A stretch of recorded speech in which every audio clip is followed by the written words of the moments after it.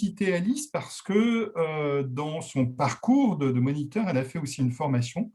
Et dans la thématique de sa formation, dans sa formation master, elle a abordé des questions liées en fait à ses projets pédagogiques et puis surtout à la question de la mobilité. Donc, bah, écoute, on te laisse parler, puis on aura l'occasion de discuter un petit peu ensemble tout à l'heure. J'ai attaqué, comme disait Jean-Yves, une formation Master IFAC ingénierie aux fonctions d'accompagnement et naturellement, j'ai voulu donc parler des mobilités dans le cadre de cette formation.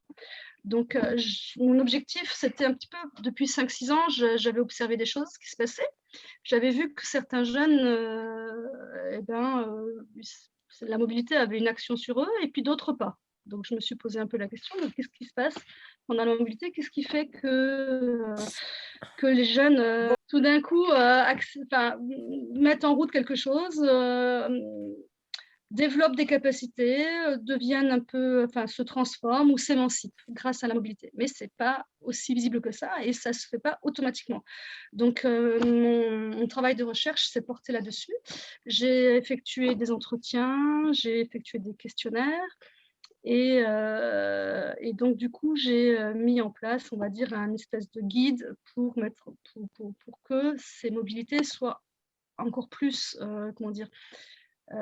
accélératrices de capacité, de développement de la personne, etc. Donc voilà, j'ai essayé d'observer, d'analyser les phénomènes qui se passaient là-bas et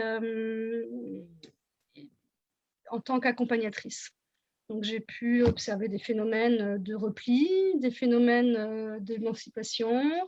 Et on s'est aperçu que la langue, ce n'était pas forcément ça que les jeunes qui les bloquaient, mais c'était plus le voyage, c'était plus le fait qu'ils retenaient les rencontres, ils retenaient le fait qu'ils aient voyagé dans le train, qu'ils aient pris l'avion, qu'ils aient pris tout ce qui était nouveau pour eux. En fait, c'était déjà une mobilité et ce n'était pas forcément que la langue.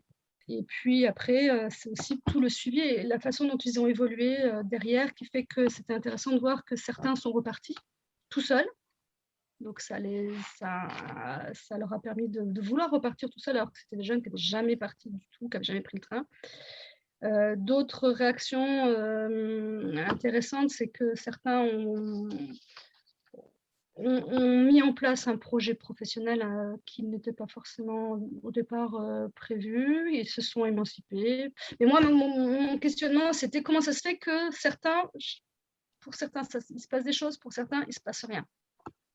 Voilà. Donc là, il y a tout un accompagnement à mettre en place en amont de la mobilité pour que les jeunes aient, on va dire, les capacités ou on ait mis en place certaines choses en termes d'accompagnement, en termes d'évaluation, de compétences, même voire d'espace spatio-temporel. Voilà. En fait, ce qu'il faut retenir surtout, c'est que la mobilité ou les mobilités, c'est des réels accélérateurs d'émancipation du jeune et principalement ils travaillent sur leur projet professionnel, ils travaillent sur leur projet personnel et ils mettent en place, on va dire, des capacités à évoluer après dans leur formation, dans leur vie professionnelle, dans leur vie sociale. Voilà.